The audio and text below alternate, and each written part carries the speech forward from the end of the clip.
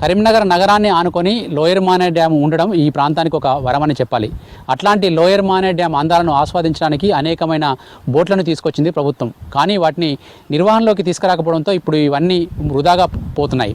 కోట్ల రూపాయలు వెచ్చించినా వాటిని ప్రజలకు వినియోగంలోకి తీసుకురాకపోవడంతో అవి ప్రస్తుతానికి పాడైపోయే స్థితిలో కనిపిస్తూ ఉన్నాయి. స్పీడ్ బోట్లతో పాటు పార్టీ వేర్ క్రూయిజు, తర్వాత జెట్ స్కీలు అనేకం కూడా ఇక్కడికి తీసుకొచ్చారు. కరీంనగర్ లోయర్ మానేర్ డ్యామ్ ప్రాంత విశిష్టతను మొత్తం రాష్ట్ర వ్యాప్తం చేయాలన్న ఉద్దేశంతో తెచ్చిన ఈ బోట్లు పాడైపోతున్న వైనంపై గ్రౌండ్ రిపోర్ట్.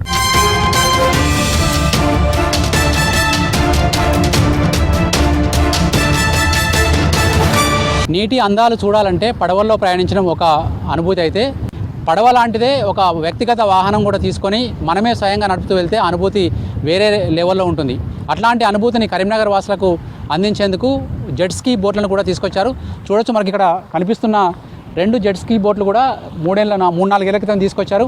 ఈ డ్యాంలో పెట్టిన తర్వాత వీటికి అందుబాటులోకి తీసుకురావాల్సిన అధికారులు మాత్రం వాటిని నిర్లక్ష్యం చేశారు. నిజానికి ఆ జెట్ స్కీ మీద 2 వ్యక్తులు కూర్చొని స్పీడ్గా ఆ నీళ్ళలోకి రయ్యమంటూ వెళ్ళిపోవచ్చు. అది చూడడానికి బైక్ అంటే నేల మీద నడిచే బైక్ ఎట్లా ఉంటుందో అది నీళ్ళలో నడిచే బైక్ అని చెప్పుకోవచ్చు ఒక మాటలో చెప్పాలంటే. అట్లాంటి 2 తీసుకొచ్చారు జెట్ స్కీలు. యమహా కంపెనీకి సంబంధించిన ఈ 2 బోట్లు కూడా చాలా కాస్ట్లీ.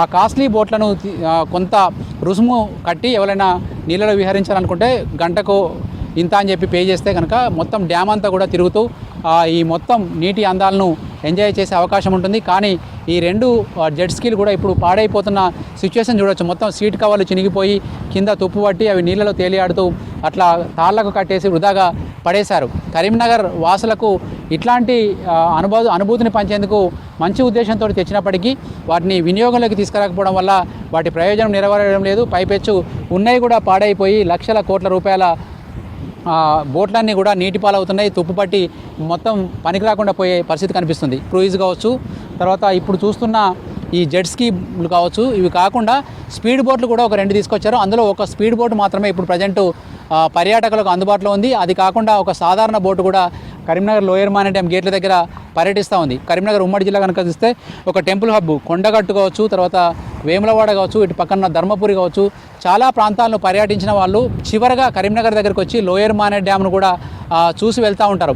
అట్లాంటి పర్యాటకులకు మదరానుభూతిని పంచాలన్న ఉద్దేశంతో ఈ బోట్లను తీసుకొచ్చారు. కానీ వాటిని వినియోగంలోకి తీసుకురావడం మాత్రం అధికారులు, పాలక వర్గాలు నిర్లక్ష్యం వహిస్తూ ఉన్నాయి. ఇప్పటికైనా వీటిని వినియోగంలోకి తీసుకురావాలని చెప్పి స్థానికులు డిమాండ్ చేస్తూ ఉన్నారు.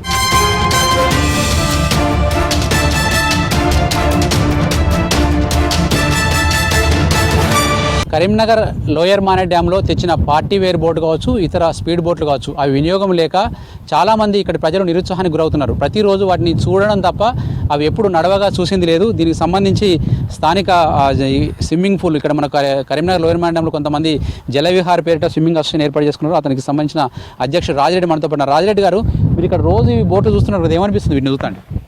ఈ బోట్లు చూసిన తర్వాత ఇన్ని లక్షల వ్యయం వెచ్చించి డ్యాంలో బ్రహ్మాండమైన పర్యాటకుల కోసం ప్రోగ్రాం చేపడదామన్న ఉద్దేశంతో లోన్ల ద్వారా తీసుకొని వచ్చి నిరుపయోగంగా స్పీడ్ బోట్లు 2 ఉన్నాయి. పార్టీస్ అకేషన్గా చేసుకునే మంచి పీస్ఫుల్ బోటును కూడా ఏసీ బోటును తయారు చేసి నీళ్ళల్లో నిర్మానుషంగా పడేసారు. అది ఒకటి బాధాకరంగా ఉన్నది. ఇంకొకటి ఆల్రెడీ కొన్ని ఏళ్ళ బట్టి ఇక్కడనే అట్టిగా డ్యామేజ్ అయిన బోట్ అది అట్లా అందులోనే అట్టిగా పోతుంది.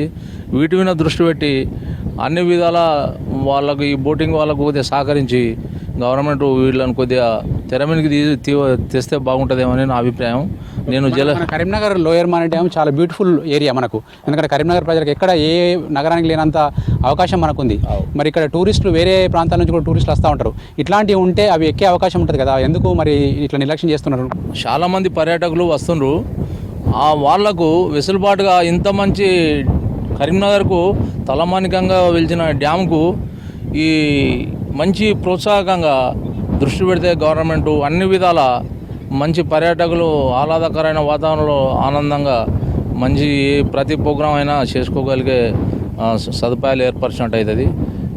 వాళ్ళకు ఈ బోటింగ్ వాళ్ళకు కొద్దిగా సహకరిస్తే గవర్నమెంట్ చాలా అన్ని విధాల ఉపయోగించినట్టే. మీరు ఉపయోగించుకోగలుగుతారా? ఇప్పుడు ఆ బోట్ ఉంది దాదాపు గంటకి 7,000. మేమే చేయగలుగుతాం. ఒకటి మంచి ఎంప్లాయీస్ కానీ, మంచి రిటైర్డ్ ఆఫీసర్లు కానీ అన్ని విధాల ఎక్కడెక్కడనో ప్రోగ్రాంలు పెట్టి ఏదేదో చేస్తుంటారు. అదే ప్రోగ్రాం ఇందులోనే చేసుకునే వెసులుబాటు కల్పించిన బోటును నిరుపయోగంగా వదిలిపెట్టిన దానికి చాలా బాధాకరంగానే ఉన్నది. ప్లాట్ఫామ్ కట్టినట్టుంటే ఆ బోటుకు ఉపయోగకరంగా ఉంటుంది, వచ్చేపోయే జనాలకు కూడా మంచి టూరిజం కింద పనిచేస్తుంది. లేకపోతే ఏదైనా పార్టీలు ఏదైనా పిక్నిక్ లెక్క వచ్చే వాళ్ళకు కూడా మంచి ప్రోగ్రాం చేసుకోవచ్చు. ఏసీ బోటు చాలా కొత్త టెక్నాలజీ తోటి మంచిగా బ్రహ్మాండంగా 1.5 తయారు చేసి ఉన్నది. ఆల్రెడీ దానికి ప్రోత్సాహకంగా అందరి ప్రోత్సాహం ఉండి అందరి దృష్టికి తీసుకొచ్చి దాన్ని రన్ చేసినట్టుంటే చాలా బాగుంటుంది. ఓకే, ఇప్పుడు బోటు నడవకపోవడం వల్ల అది దాంట్లో ఉన్న సామాగ్రి కూడా పాడైపోయే అవకాశం ఉంది. అంటే ఇప్పుడు మనం సపోజ్ నడుపుదామని అనుకున్నా కూడా పాడైతుంది. మీరేమనుకుంటారు? 100% ఆల్రెడీ అది అన్ని విధాల షెడ్ చేసి ఉన్నది. వాడకపోతే ఏ వస్తువు అయినా కానీ అది పనికి రాకుండా పోతుంది. అంత వ్యయం వెచ్చించిన బోటు అది ఎందుకు పనికి రాకుండా పోయినాక ఆ లోన్లు ఎందుకు ఇచ్చినట్టు, అది ఎందుకు తయారు చేసినట్టు, అది ఎందుకు యూస్ఫుల్గా అన్ని వ్యవస్థగా మారిపోయింది. పాపం ఈ బోటింగ్ ఇంట్రెస్ట్ ఉన్న ఆనంద్ భాయ్ కూడా చాలా మంచి ప్రోత్సాహంగా అందరికీ జనాలకు ఆదర్శంగా నిలిచిన వ్యక్తి. నాతో కూడా చాలా సందర్భాలలో మాట్లాడిండు. అందరికీ పర్యావరణం కోసం అన్నిటి గురించి మాతోటి స్వచ్ఛ భారత్ ప్రోగ్రాంలో కూడా ఆయన ఇన్వాల్వ్ అయ్యిండు. ఆయన మంచి వ్యక్తి. ఆయనకు పాపం అందరి వంతు సహకారం తెలిపి ఆయన ప్రోత్సహిస్తే చాలా బాగుంటుంది. దాని ప్లాట్ఫామ్ అనేది ఏర్పరిస్తే త్వరగా ఆయన అది రన్ చేసుకోవాలి. కనిపిస్తుంది చూడండి 2 స్పీడ్ బోట్లు. అవి మంచి బైక్ మీద లాగా మంచి రైడింగ్ చేసుకోవచ్చు. అవి ఎప్పుడన్నా వాడిరా మీరు చూడంగా? అది వాడిన దాఖలాలు లేవు. అవి నిష్ప్రయంగా అట్లే మిగిలిపోయినాయి. అన్ని విధాల ఆయన వంతు ఆయన కృషి చేస్తుండు.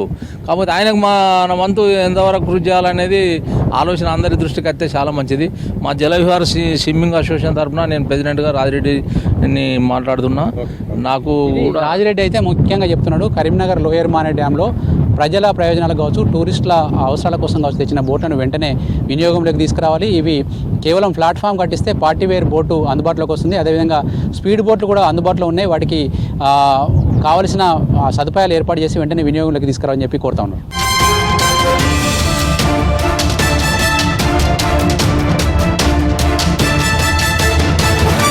కరీంనగర్ లోయర్ మానే డ్యాంలో వచ్చిన పర్యాటకులు మొత్తం జలాల్లో తిరుగుతూ ఈ పరిసరాలని ఆస్వాదించేందుకు తెచ్చిన ఒక భారీ బోట్ ఇది. ఇక్కడ చూడొచ్చు మనం, ఈ బోట్ అంతా కూడా మొత్తం శిథిలమైపోయి మూలకు పడేశారు. దీనికి సంబంధించిన షీట్స్ కావచ్చు ఇవన్నీ పాడైపోయినాయి. వెనక ప్లాట్ఫామ్ అంటే దీని మీద యాక్చువల్గా మొత్తం చుట్టూ కూడా చైర్లు వేసి దీని మీద కూర్చుండి ఓపెన్ డయాస్ మీద మొత్తం నీళ్ళలో పోతే కనుక మొత్తం లోయర్ మానే డ్యామ్ అందాలను ఆస్వాదిస్తూ చాలా ఎంజాయ్ చేసే అవకాశం ఉంటుంది. కొద్ది రోజుల పాటు దీన్ని నడిపించారు, కానీ ఆ తర్వాత మూలగొడేయడంతో దీని దుస్థితి మనం చూడొచ్చు. మొత్తం ఎక్కడికక్కడికి షీట్లు ఇరిగిపోయి ఇది మొత్తం పనికి రాకుండా పాడైంది. దీనికి సంబంధించిన సామాగ్రి కావచ్చు, యంత్రాలు కావచ్చు, తర్వాత ఇవి కూడా మొత్తం తుప్పిపట్టిపోతూ ఉన్నాయి. ఈ బోటుకు సంబంధించిన పైభాగంలో మనం ఉన్నాం. ఈ బోటు టూరిజం, తెలంగాణ టూరిజం ఆధ్వర్యంలో దీన్ని తీసుకొచ్చి ఇక్కడ పెట్టారు. టూరిజం ఆధ్వర్యంలో చాలా రోజులు నడిపారు, కానీ దీని తర్వాత దీన్ని పక్కన పడేశారు. దీనికి సంబంధించిన ఇవి ఏ సామాగ్రి కూడా దీనిలో లేవు. ఇందులో నుంచి ఇంజన్ మాత్రం తీసేశారు. ఇక్కడ ఈ క్యాబిన్లో కేవలం ఈ బోటు నడిపే అతను మాత్రమే కూర్చుంటాడు. అతను నడుపుతూ ఉంటే మిగతా పర్యాటకులంతా కూడా దీంట్లో కూర్చొని ఎంజాయ్ చేసే అవకాశం ఉంటుంది. అట్లాంటి ఈ పాత బోటు స్థానంలో మళ్ళీ అధునాతనమైన బోట్లు కూడా ఇక్కడికి తీసుకొచ్చారు. వాటి పరిస్థితి కూడా ఇప్పుడు మళ్ళీ ఇదే స్థితికి చేరుకునే ప్రమాదం నెలకొంది. ఇక్కడ అన్నీ కూడా చూస్తుంటే ఎక్కడ చూసినా కూడా చాలా ప్రమాదకరంగా ఉన్న బోట్ ఇది పూర్తిగా పనిచేయదు. కేవలం స్క్రాప్ కింద దీన్ని భవిష్యత్తులో తొలగించాల్సిందే. ఇట్లాంటి బోట్లన్నీ కూడా మనకు కరీంనగర్ లోయర్ మానే డ్యామ్కు అనేక మంది పర్యాటకులను ఆకర్షించడానికి చాలా దూరం నుంచి ఇక్కడికి వచ్చి ఇక్కడ లోయర్ మానే నీళ్ళలో తిరుగుతూ ఎంజాయ్ చేయడానికి కూడా మనకు పనిచేసే అవకాశం ఉంది. కానీ ప్రభుత్వం పట్టించుకోవాల్సిన అవసరం ఉంది. తెలంగాణ టూరిజం శాఖ కావచ్చు, స్థానిక మున్సిపల్ కార్పొరేషన్ కావచ్చు, తర్వాత ప్రభుత్వం కావచ్చు, ఒక్కసారి వీటి మీద దృష్టి పెడితే కనుక మళ్ళీ కరీంనగర్ లోయర్ మానే డ్యాంలో ఈ బోట్ల సందడితోటి పర్యాటకులను మరింత మందిని ఆకర్షించే అవకాశం అయితే ఉంది.